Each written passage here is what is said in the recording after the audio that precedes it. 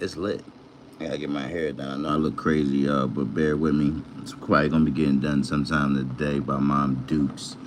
Hey, check it out, right? I'm gonna be doing a live reaction to the most dangerous gang members reactions to their life sentences that they got from the judge. Y'all gotta see the way some of these guys is reacting to what's happening, what's gonna happen to them. You know what I'm saying? So yeah, check it out. We're gonna get into it right now, and I ain't gonna talk y'all heads off too much. You know what I'm saying? So let's get into it.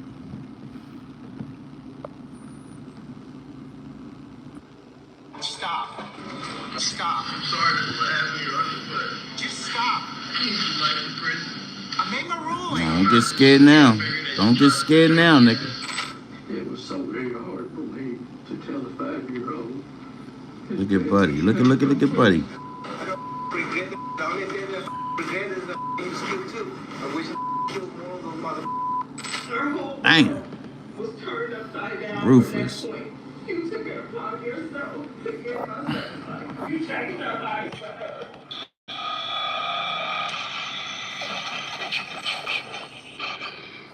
This is Janaki Martinez Estrella, who is facing murder charges in New York City. On the night of June 20th, 2018, Estrella, along with Manuel Rivera, Elvin Garcia, Jose Munez, and Antonio Santiago, brutally stabbed and killed 15-year-old Lisandro Guzman Feliz. All five were part of a vicious Dominican gang called the Trinitarios. Trinitarios. Lisandro had gone to meet a new friend a few blocks away from his apartment in the Bronx when 4 cars pulled up.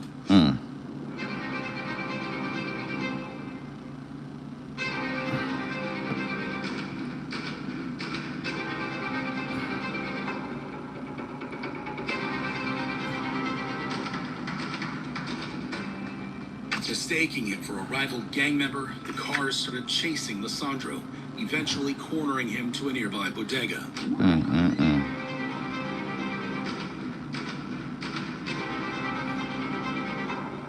Gotta try to get up out of there. CCTV footage from inside the shop shows a desperate Lisandro seeking refuge and trying to hide behind a counter. Younger was trying to get up out of there for his life.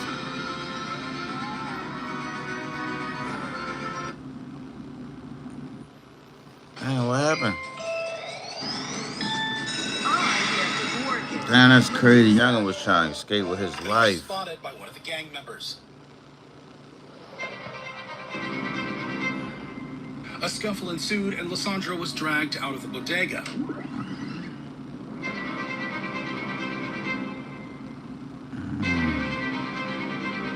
What happened next shocked the entire city of New York.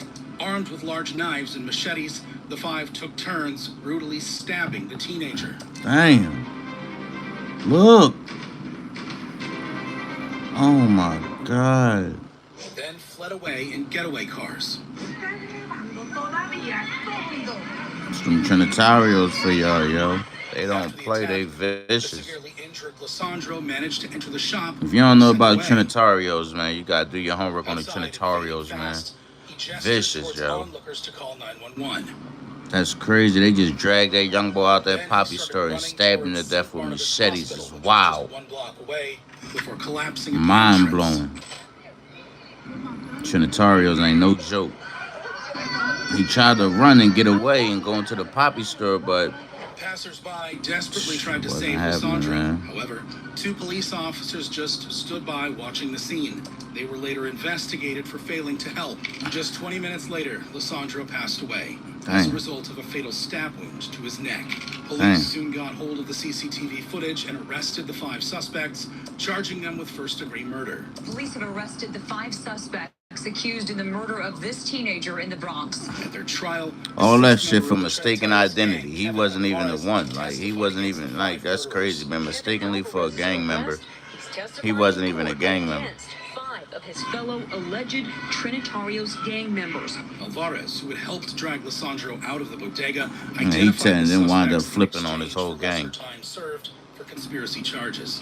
Eventually, the jury convicted the 5 gang members for the brutal murder of Lisandro Guzman Feliz. It's At their crazy. sentencing, the killers showed no signs of remorse. Now Instead, watch the way they these like this video is like Yonaique Estrella, who delivered how the fatal dangerous blow, gang was members sentenced react to life without sentences. parole. They crazy. Jose Muniz, Elvin Garcia, and Antonio Santiago each received 25 years to life, while Manuel Rivera was sentenced to 23 years to life in prison. Lisandro Guzman Feliz lost his life for being in the wrong place at the wrong time. But what happens when a popular music artist is killed in broad daylight?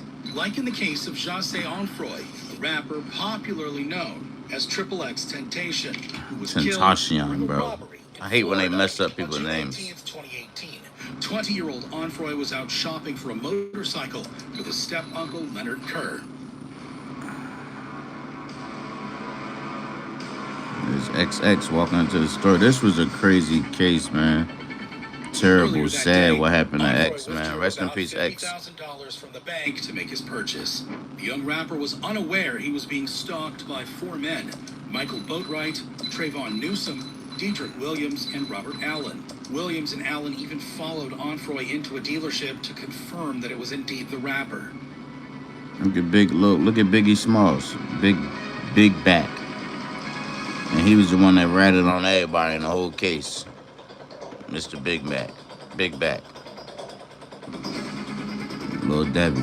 Look at Lil Debbie, baby D. Then, Got as he it. left the shop, Onfroy's Big car black was intercepted by a black Get the hell out of SUV. here.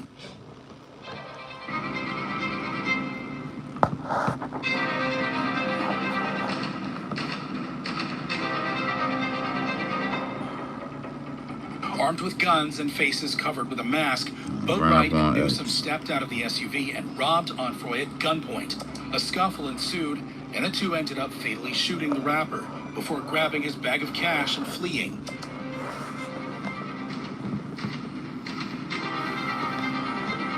A passerby filmed the immediate aftermath of the attack and called 911. Another captured Onfroy's lifeless body in the driver's seat of his BMW. The tragic incident left the hip-hop industry in shock, with popular artists like Diplo and J. Cole paying tribute to the teenage sensation. Shortly afterwards, the 4 were arrested and charged with first-degree murder and armed robbery. You are charged with 1 count of murder in the first degree. However, Robert Allen took a plea deal in exchange for his testimony Yeah, he in the ratted. trial of the other Yep. 3, which began Told with the y'all, Big prosecution back claiming that ratted Onfroy's on murder everybody. was So let me get a planned Big and Mac efficient. for my big back. He wasn't down in it anyway. So ask yourselves, has he really had enough time to formulate? I want to buy your house. I can No. pay you cash for your Hold house, on. no matter what condition it's in. Bye. Premeditated intent and the design to kill someone and the killing. Boatwright's lawyer suggested that Robert Allen, who was yet to testify against the 3, would lie in court. Robert Allen is the only person that you will hear from that puts Michael Boatwright at Riva Motorsports on June 18th, 2018. Let me be very clear. If Robert Allen testifies in this case, he will lie. Then, Williams' lawyer incredibly threw accusations at popular hip-hop artist Drake. Yeah, they was trying to say that Drake put money on Youngin' Head to Onfroy's get him death. taken down because him and X was having problems.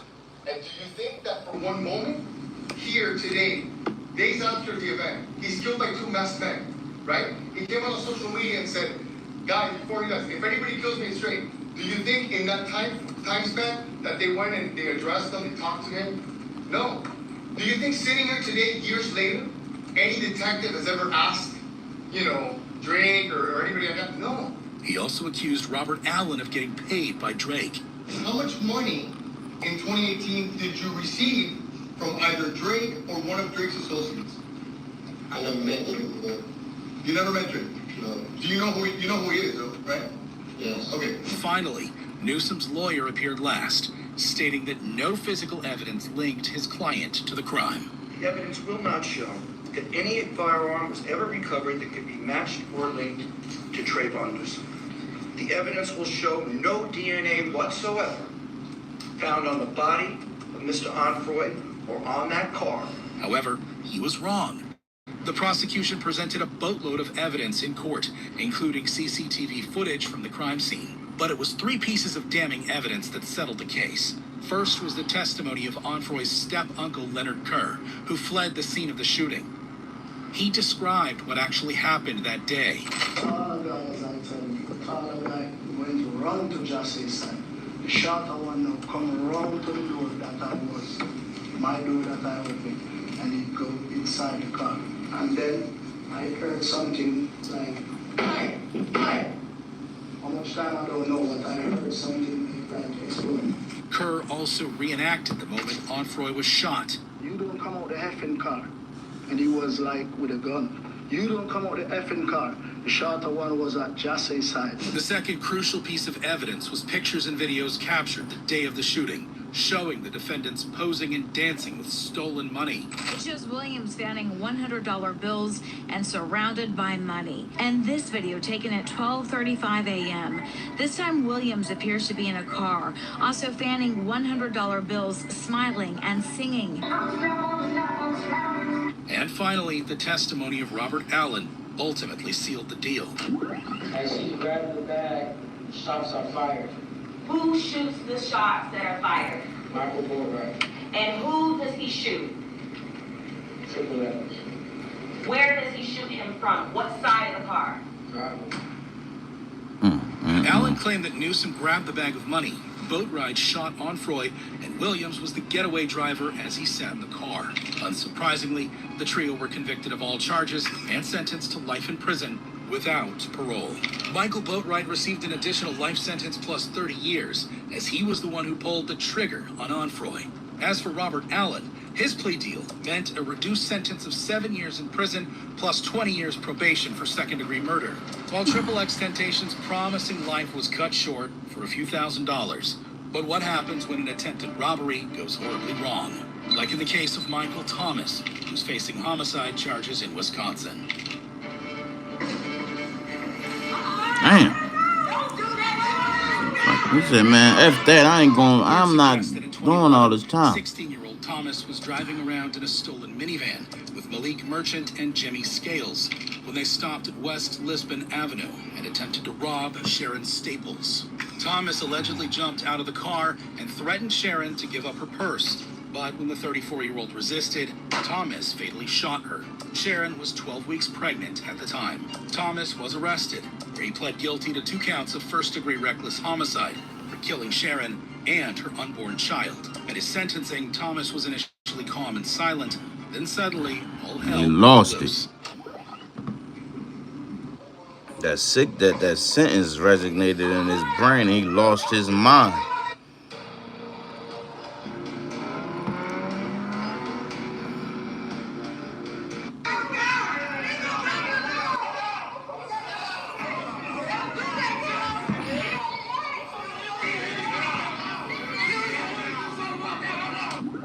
As he was about to leave the courtroom, Thomas looked towards his family and made an attempt to move towards them. This prompted court deputies to tackle him to the ground, causing an outburst among those sitting in the gallery.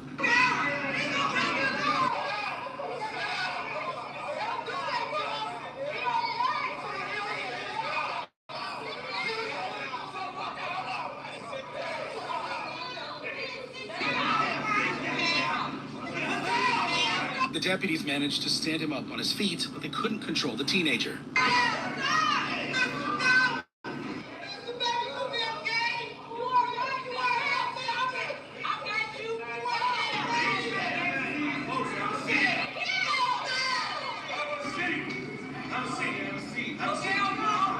At last, Thomas was restrained and escorted out of the courtroom.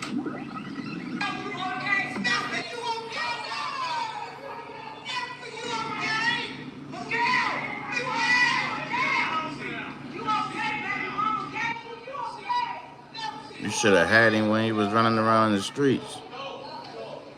A sheriff took hold of the situation and calmed the irate family members down.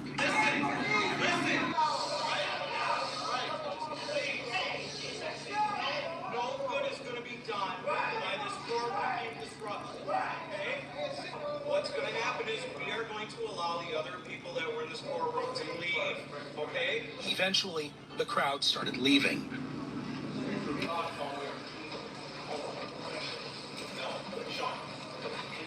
A deputy asked a guy named Chuck to wait, but Chuck is having none of it.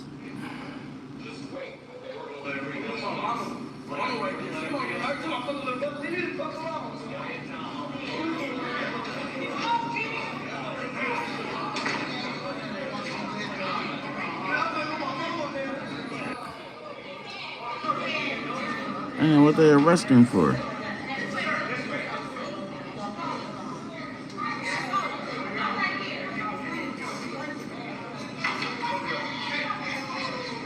He was promptly cuffed and taken into custody. For what? Ultimately, Michael Thomas was sentenced to 35 years in prison. As for Malik Merchant, who police said acted as a lookout, he was sentenced to 17 years in prison. Getaway driver Jimmy Scales, who claimed to be a member of the street gang Disciples, was sentenced to 25 years in prison. While Michael Thomas showed great physical strength and defiance in court, what happens when a gang member bursts into tears? Like in the case of Brandon Spencer, who's facing attempted murder charges in California. Police said this the boy that passed out. 18-year-old Spencer was involved in a shootout at a Halloween party on the University of Southern California campus. He was convicted of shooting a rival gang member at a 2012 Halloween party on the USC campus. 4 people were wounded in the incident. Some students fled the scene, while others hid. Reportedly, Spencer also ran with them, but was eventually captured by the LAPD. He was charged with 4 counts of attempted murder. During his trial, the prosecution argued that Spencer, a That's why you gotta be careful just shooting at anybody, man, because if there's anybody around, and you know what I'm saying, in the midst of that shooting it out, that's automatic attempted murder on them people, too. Opened fire into a crowd. However, Spencer maintained his innocence throughout the trial. Sorry for what happened to your uncle, but I need some life in prison. And I'm not a bad person, but I made mistakes. Not a bad person and not made mistakes is crazy. The jury was having none of it. Shot into a crowd, bro. Spencer guilty of all charges. Then, at his sentencing, as the judge read out his fate, Spencer completely lost it. Lost it.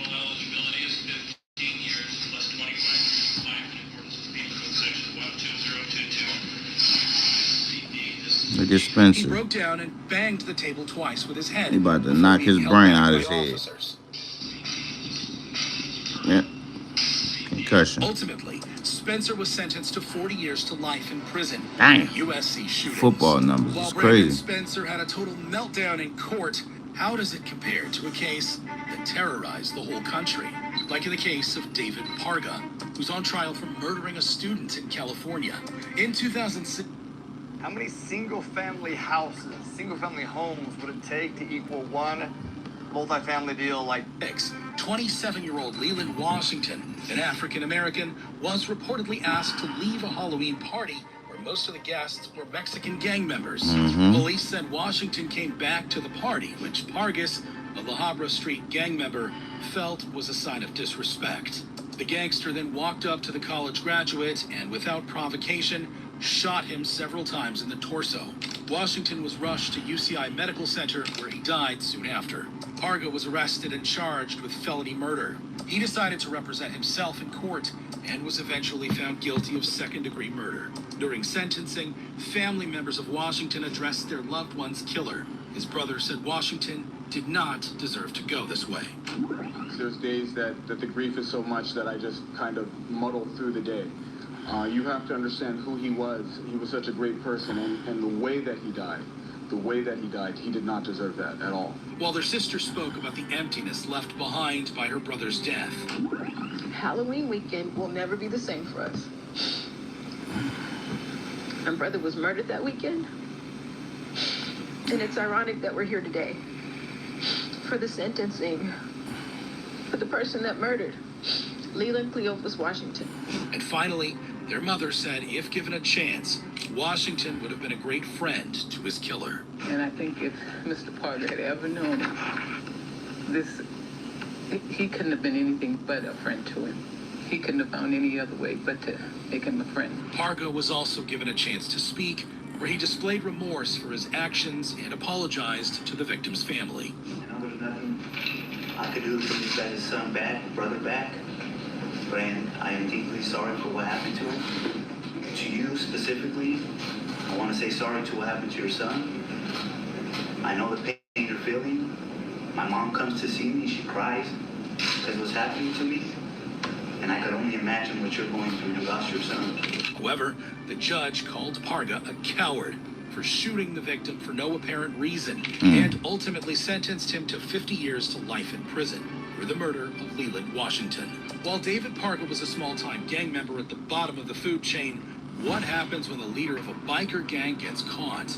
Like in the case of Joseph Lancia, who's facing attempted murder charges in Rhode Island. 30-year-old Lancia was the president of the Hells Angels biker gang in Rhode Island when he fired a gun at a truck that was driven by Richard Starnino. Starnino, once considered a prospect for joining the Hells Angels, was engaged in an ongoing dispute with Lancia. Authorities said no one was injured in the incident, but the situation could have been far worse. The bullet struck the passenger side of the vehicle. No one was injured. It should be noted that there were children in the area at that time, and there is a school across the street from the location of school zones is the worst. Astonishingly, Starnino not only survived, but he kept on driving and finished his deliveries. After the incident, a massive raid was conducted at the Hells Angels headquarters. Anyone inside 161 Message Street? This is the state police. Come on with your hands up. Do it now.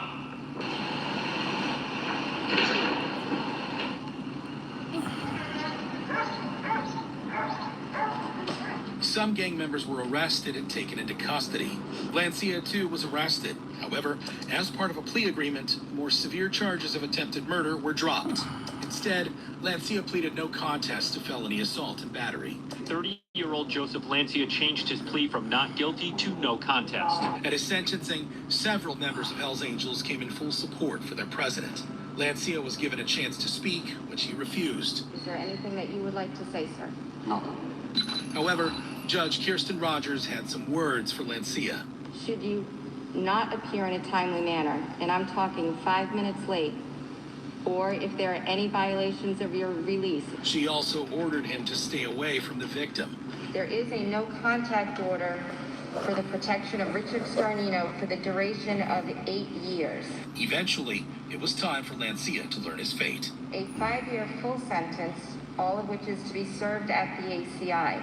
Lancia was ultimately sentenced to 5 years in prison plus 10 years of probation, while Joseph Lancia's victim lived to tell his tale. What happens when drug dealers go after one of their own? Like in the case of 33-year-old Christopher Dean, a drug dealer in Atlanta who wanted to leave the criminal world behind. Looking to make one last drug deal before turning clean, Dean set up a deal with Xavier Gibson, who was a member of the street gang Gangster Disciples. The gang had learned that Dean previously worked as a police informant and lured him to meet at Gibson's house in Sandy Creek Drive. Dang. Then, for more than an hour, they viciously beat Dan with a crowbar and a 2x4 before sodomizing him, torturing him, and ultimately executing him. The gangsters then disposed of Dean's body at the Hamilton E. Holmes MARTA station. Police just discovered a man's body in the trunk of a car. Police found the body dumped in the back of a car, along with the torture weapons. But it was back at Gibson's house where they made a shocking discovery. Police found evidence that the suspects continued living at the house, with Dean's bloodstains everywhere. 5 members of Gangster Disciples were arrested for Dean's murder: Christopher Lockett, Xavier Gibson, Cortez Clark, Joshua Rooks, and Jasper Green. Such was the extent of the torture that prosecutors said Dean's skull was actually depressed. They beat him to the point that his skull was actually depressed. They also said beat the him to a suspects pulp, were trying to literally. send a message to other gang members. They were obviously attempting to send a message to fellow gang members and anyone who might dare to testify against them. All 5 were found guilty of murder and other gang-related charges. At their sentencing, the emotional father of the victim took the stand. We all have an empty space in our hearts to press. It was so very hard for me to tell a 5-year-old his dad would never come home.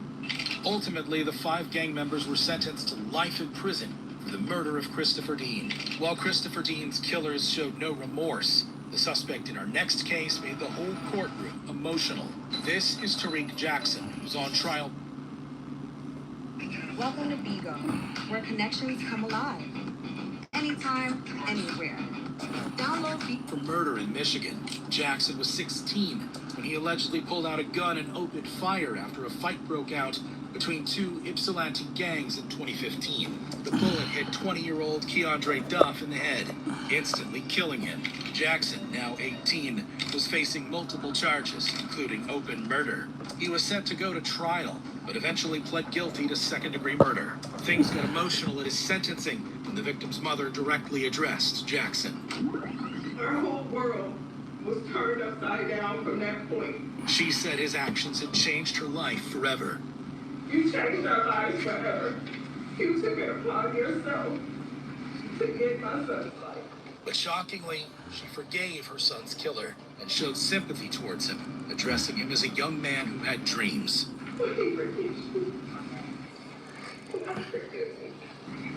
I don't hate you. And then they sent me a picture of Mr. Jackson. And when I looked at him, I said, Lord Jesus, this is somebody's baby. This is a young man who had dreams to be more than what he became. And if anything, Father God, in the name of Jesus. She then asked for Jackson's mother and had some words of comfort for her. Is Pilate's mother in here? Mom, your son is still going to be a great man. All he has to do is give it to the Lord. Then, in a heartfelt moment, the 2 mothers shared a hug in the courtroom. Jackson was also given a chance to address the court, where he apologized to the victim's family. First off, I just want to say I'm sorry to the family of the victim. I wish the situation would have played out like that. I never thought that my choices and decisions would affect so many people. No mother deserves to bury her son, and no mother deserves to see her son change. He said he got involved in gang activities when he was young and took full responsibility for his crimes.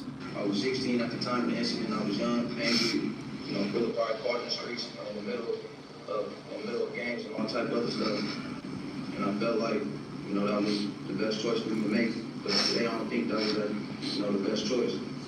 But I take full responsibility for my actions and I'm ready to face the consequences. He also warned other gang members to learn from his mistakes and change their ways. The life that we was living, being in gangs and all that other stuff, it ain't worth 16 years or death. Because eventually you put in a situation and there's severe consequences that come with that.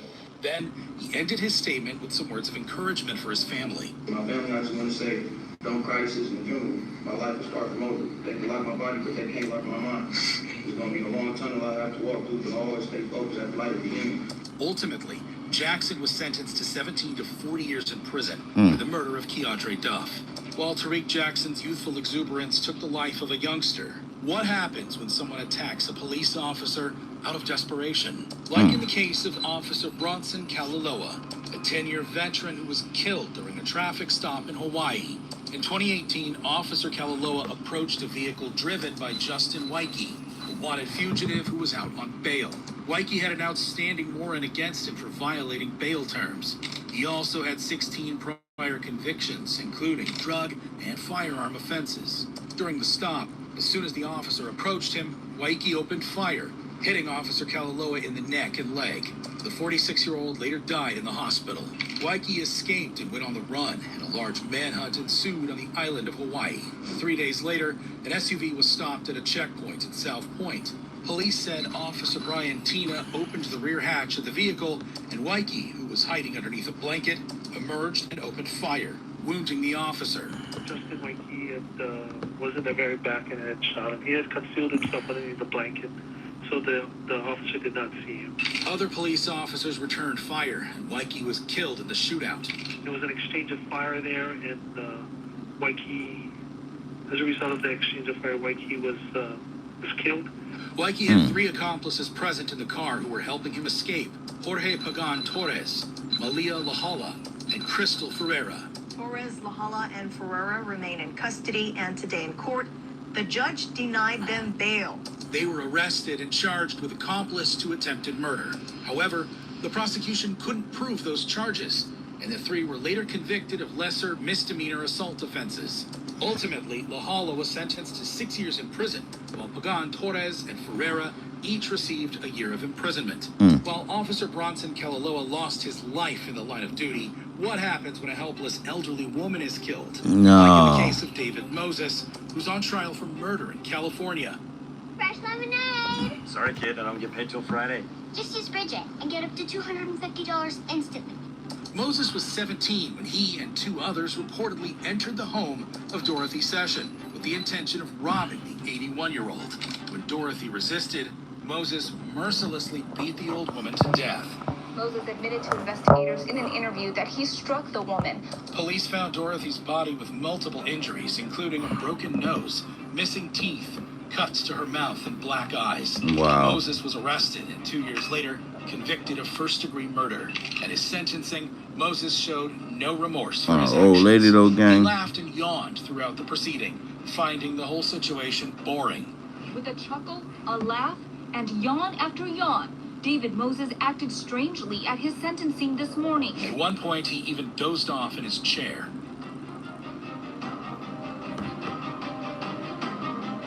Prosecutors said Moses seemed to enjoy That's the that dope. trial. It gave me the impression that he thought this was a game. There was just no expression of remorse whatsoever for his actions. While Moses was facing a lengthy time in prison, his attorney asked the judge for hope in the form of a possibility of parole. To give him that hope for the next 25 years, that he may have an opportunity to be returned to society. But the judge was having none of it, and ultimately sentenced Moses to life in prison without parole. The judge sentenced Moses to life in prison without the possibility of parole. Mr. That's Moses what you received get, bro. I come from that old law, Frankly, bro. We he's don't just a hurt women and dangerous children, bro. Anybody that ain't playing in that game, gang. and that's in the penitentiary for the rest of his life. Since Moses was sentenced Hope as they a cook juvenile, you. Guess why they change the law cooked meant you. he became eligible to be resentenced as an adult. Even though there was a chance of changing his sentence from life in prison to 25 years to life in prison, the judge emphasized Moses's complete lack of rehabilitation since his conviction. Coupled that with the brutality of the attack on Dorothy Session, the judge resentenced Moses to life in prison without the possibility of parole. While Idiot. David Moses was twice sentenced to life for killing a helpless old lady, what happens when a killer vows to kill more in the courtroom?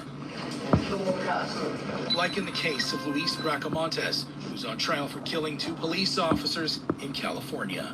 As per reports, on October 24th, 2014, Bracamontes went on a violent crime spree that resulted in the deaths of two sheriff's deputies in Northern California. It all started in the parking lot of a Motel 6 when Sacramento County Sheriff's Deputy Danny Oliver was fatally shot in the head as he was examining Bracamontes' vehicle.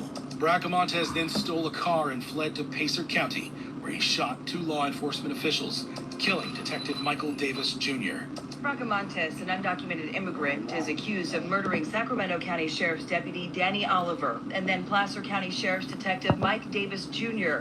during a crime spree that also included carjacking and other shooting victims in October of 2014. Check out this Extensive piece of manhunt work. followed, and eventually, Bracamontes was taken into custody. Even though Bracamontes pleaded not guilty, his courtroom actions suggested otherwise. Look at this piece of work.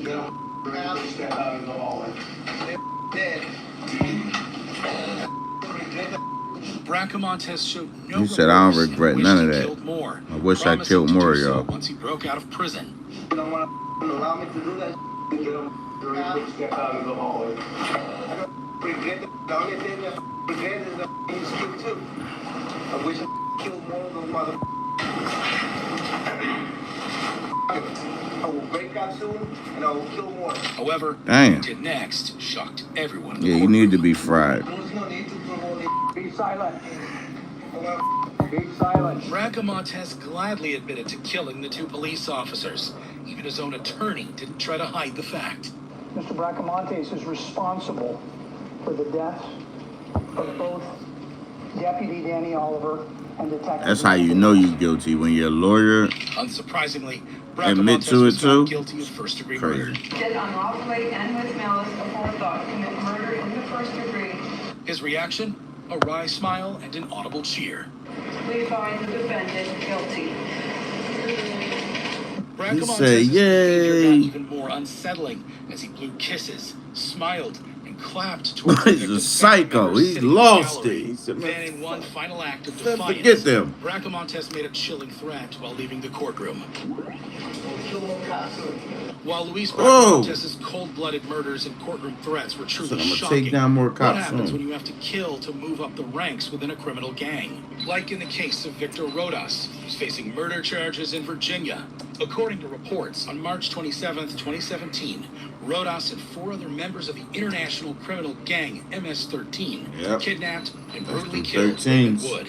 Police found the mutilated body of the 17-year-old in the woods with multiple stab wounds, just 2 hours away from his home. I was away. I was Bedford locked County. up with some 13s. Investigation revealed that Rodas They set vicious, up a bro. fake drug deal with Wood, after which the victim They more was vicious abducted, against each other than they are with other stabbed people, bro. 29 times. Rodas was charged with first-degree murder, robbery, and kidnapping. At his trial, the prosecutor said Rodas killed Wood as part of an initiation ritual to move up in hierarchy within That's how it go. MS-13. Raymond Wood had to die for several reasons. He had to die for MS-13. He had to die for the sales. He had to die for his reputation and rank within that trial organization. The defense argued that Rodas was merely the getaway driver that day and had nothing to do with the stabbings. He had no idea what was going on. He was just told to get in the vehicle and go on a ride. The trial hit an impasse, and it seemed Rodas would get away scot-free until police stumbled upon a crucial piece of evidence: the murder weapon. Lead investigator John Maddox testified that he saw a dragon's head shining light towards him at the murder scene. So I decided instead of walking back through the high grass, I would walk straight through the woods to my car. I walked about 20 yards and looked down because it was a shimmer of light that hit just right, caught my attention. I looked down on the ground and saw a dragon's head, a metal dragon's head on top of the ground. That dragon's head belonged to a knife that was used to kill Wood. The dragon's head was pulled out of a box and shown to the jury this afternoon. Maddox told the prosecution the blade alone was over 9 inches. With the discovery of new evidence, the jury eventually found Rodas guilty of all charges. Ultimately, he was sentenced to 55 years in prison for the murder of Raymond Wood.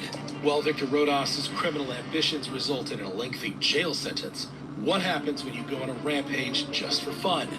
Now I can't feel anything below my waist. Like in the case of Noah Lep Hall, who's facing multiple charges, including murder in Colorado.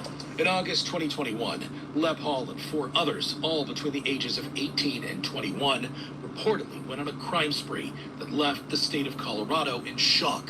Lep Hall, Seth LaRode, Aiden Sides, Isaiah Freeman, and Samuel Fussell were all previously detained in a youth correctional facility in Golden, Colorado, They was where they babies, met and too. allegedly planned the whole thing. The rampage started on August 15th, 2021, when the 5 suspects broke into a business and heavily damaged the premises. They then brutally assaulted a man who was trying to take his ex-wife home following a cancer diagnosis.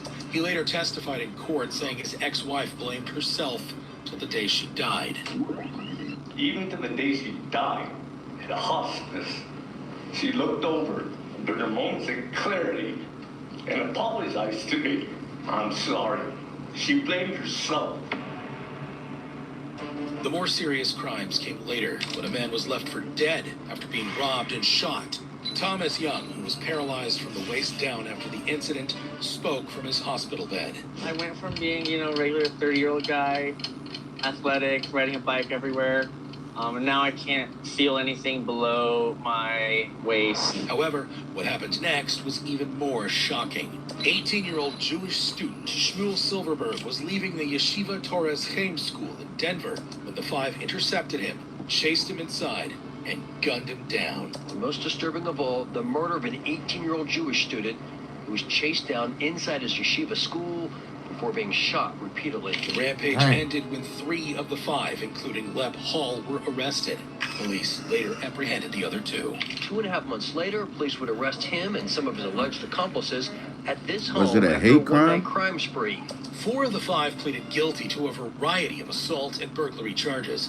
Aiden Sides was sentenced to 41.5 years in prison. Damn, Isaiah youngin. Freeman got 30 years. Damn. Samuel Fussell and Seth LaRode each received prison sentences of 21.5 years and Damn. 12 years, All y'all respectively. babies, As for man. Leb Hall, he additionally pleaded All guilty to y'all second-degree done. murder and You're first-degree done. kidnapping, and was sentenced to a total of 65 years in God prison. damn. Shmuel Silverberg killers showed no remorse. Life's What happens over. when lawyers, witnesses, and even the judge go insane in the courtroom? Stop. Just stop. Mm-hmm. Lost Make a it. ruling. Like in the case of Jeffrey Williams, a famous free rapper who's thug. facing racketeering charges in Georgia. Better known by his stage name Young Thug, Williams is accused of being a founding member of the criminal gang Young Slime Life, or YSL. Police said Williams and YSL had previous ties with the infamous Bloods gang. In May 2022, Williams was arrested and charged with gang-related offenses and violating Georgia's Racketeer Influence and Corrupt Organizations, or RICO Act. However, this is not the first time Williams crossed paths with the law. He was previously arrested in 2017 on drug-related charges, as police found contraband, guns, and drug money in his car. Now in court for his RICO trial, prosecutors used Williams' own song lyrics to suggest that he was a part of a gang. I never killed anybody, but I got something to do with that body. He's not using gang colloquially. The evidence will show he's telling you they are a gang. But the defense argued that the lyrics were taken out of context, and Williams made gangster songs only in his studio. These are lyrics that rhyme. Those are taken out of context in that song. But they're lyrics. If we're going to criminalize lyrics, you will learn.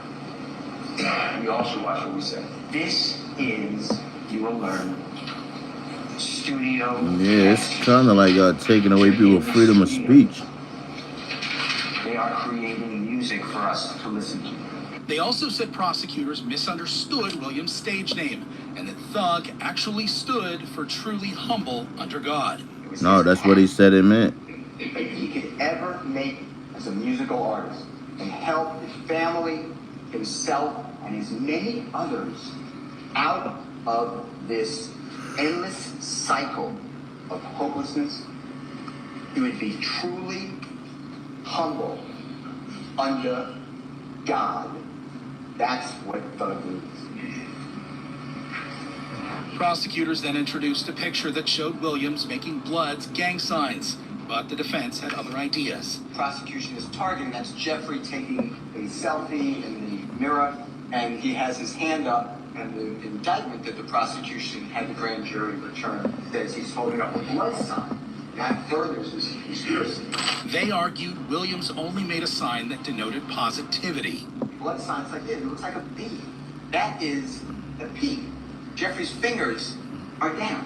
It means any circumstance you're in, if you think positively about something, you can make it through. You're pushing positivity. Williams' trial was also marred with interruptions, delays, and heated moments. This was mainly because Judge Ural Glanville, Prosecutor Adrian Love, and Defense Attorney Brian Steele were not always on the same page. For example, in one instance, when the defense failed to follow his instructions, Judge Glanville had some stern words for them. You know, you all don't listen to the court, and it's going to get you all in a lot of hot water. You need to listen to me when I tell you something, and don't rely upon your own understanding. He also schooled Defense Attorney Brian Steele on how to properly handle evidence in court. Underneath the passenger seat on the floorboard. Is that right? I need to teach you about handling weapons. Please point the muzzle always downward, no matter if it's unloaded, okay? I know it's unloaded, but yes, you make everybody nervous, okay? Include Mr. Kearns, who you're pointing at, all right? All right, I apologize. While Judge Glanville handled that situation with levity, he lost his patience when prosecutors questioned him about a juror. Your Honor, did juror number 39... Yo, would you stay out of my business, Miss Love? Oh, really? Stay out of my business. Judge, Look, I've been doing this a long time. Yes. Stand on business. Yes, In another instance, a court bailiff had to step in when attorneys for both sides got into a heated argument. Your Honor, at some point, Your Honor, I'm sorry, I'm talking, and I don't know why I am being interrupted. I will not stop. I was speaking. I'm sorry, I was speaking. Both y'all can't talk at the same time. I know, I was speaking, and I expect you to allow me to speak when I'm speaking. Hey, both of you all need to just take it down a notch. Safe to say, Judge Glanville was not impressed at all. But you continually engage in this pattern of behavior, Ms. Love. You don't want to accept my ruling. Your Honor, I know you're being an advocate, but at some point, stop. Just stop. I made my ruling. Good, bad, or indifferent to you. You're going to win some, you're going to lose some. I do accept Okay, that. no, but you Judge, don't. we have No, not- you don't. The defense, too, had enough of the prosecutor's constant interruptions. Your Honor, I apologize for interrupting the state earlier, but the state can talk the ears off a donkey. This continued filibustering has got to stop so that opposing counsel can speak. This continued going back whenever the state loses in this case has got to stop at some point, Your Honor. Thank you. Then Judge Glanville seemed to get frustrated by the delay tactics used by the defense team. When you keep delaying, okay, and that's what's happening to the court. You keep delaying and elongating and pushing out these particular our ability to present a seamless case in front of the jury. You can imagine my frustration because all these little delays just elongate out the whole our presentation in front of the jury. That's for your benefit, not for mine. Williams' attorney, Steele, didn't appreciate it. Instead, he demanded an apology and asked the judge to recuse himself from the case. I make a motion to ask you to please recuse yourself. I know it has to be in writing within 5 days. If you want me to do that, I'll do it. And it has to go to another judge. But this is what's going on, Your Honor, whether you see it or not. You're yelling at me in front of a jury for nothing. And then you won't apologize. And I did nothing wrong, ever. Things also got pretty heated when Judge Glanville had an issue with the timing of some evidence that the prosecutors wanted to introduce. I'm not going to do this anymore. I'm just not.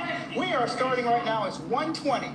So Talk to them. We have said we don't agree. then file a motion and get it before me, and we'll take it up. Both of you all have equally responsibility to do that. Oh, it's going to be inadmissible right now. Then there was another standoff between Judge Glanville and defense attorney Brian Steele, when the latter accused the judge of influencing the jury. So my point is, there was absolute candor always with the court. I did take it definitively because I don't know why. No, but that's not true, sir, and that's a misstatement and a mischaracterization. You're telling me that I've already made up my mind at that point in time. There's all but a certain conclusion. It was not, sir. That's not the way that this court looks at its role as the gatekeeper and its role as a referee. I understand that you're offended. I am offended because it's not true in terms of what you were given. Well, I'm going to tell you, I am offended because no other time in this trial have you given an instruction to the jury before you found somebody expert to say this person's going to give expert and lay testimony. Did you object at that point in time? Your Honor, I believe... Did you object at that point in time? I believe you already... Did you object at that point in time, sir? I'm asking you a question. Did you object to, at that point in time, saying, Judge, she hasn't been qualified as an expert as of yet? I don't think you should read that instruction as of yet. It would have been frivolous to say... But you didn't object, though, did you? Now, if that wasn't all, the defense then called out prosecutor Adrian Love for lying to the judge's face. But you don't do it by standing there 3 feet from you in your face and lying to the court. And that's what she did. And she knew what she was doing, and it's not right. The trial was also filled with some bizarre and spectacular, never-before-seen moments, like when someone from the gallery handed over Williams a bag of drugs in front of a dozen court officers. Yeah, that was crazy.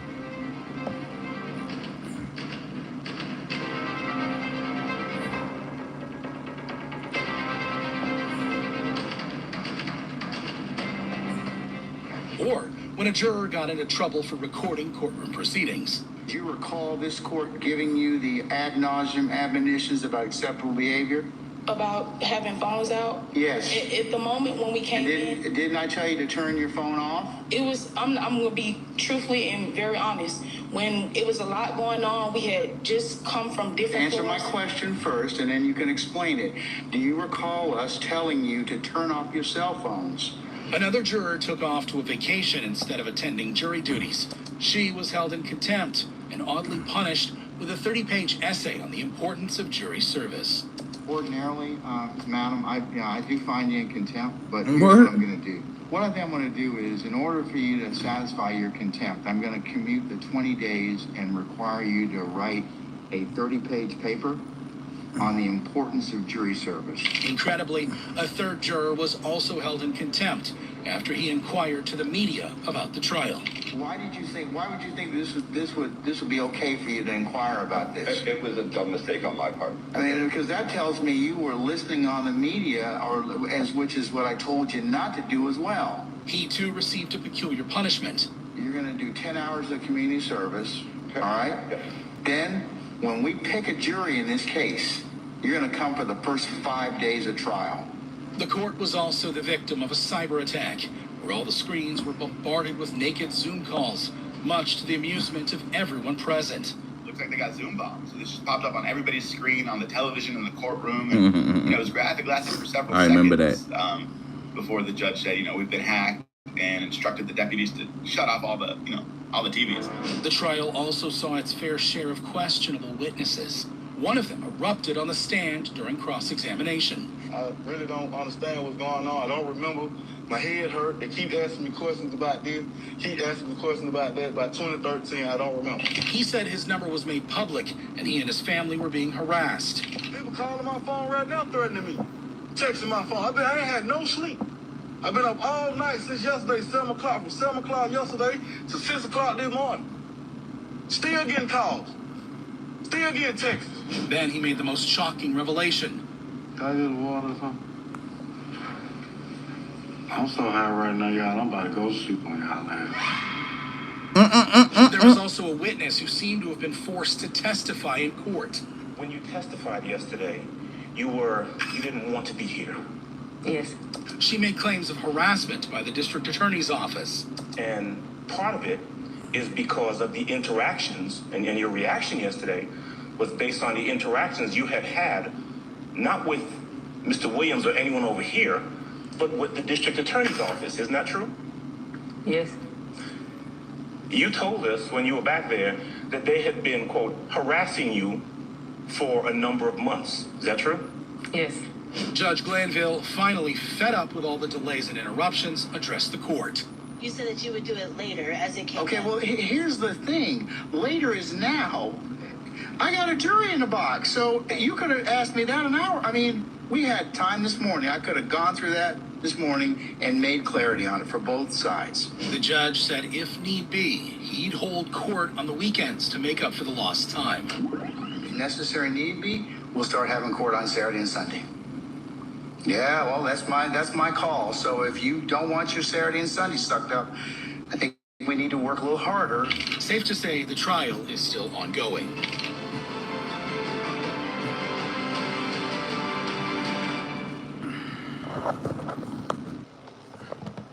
So what y'all think about that? We live in a crazy world, man. We live in a wild and crazy world, don't we? But I hope y'all enjoyed the little live video, man. I'm about to hang it up. I'm going to get back on later on tonight, probably around like 9, 10 o'clock, man. I hope to see everybody come through. Come show me some love, man. Pop out for your boy. Like the live, man. Show me love. Leave a comment, man. Yeah. Tell me which one stood out to you the most, man. Give me some more ideas on what y'all would like to see on the channel. Yeah, man, we can talk about whatever. Talk to me, I talk back. I'm looking forward to moving this channel and to a whole lot of other things. So, yeah, I'll see y'all soon.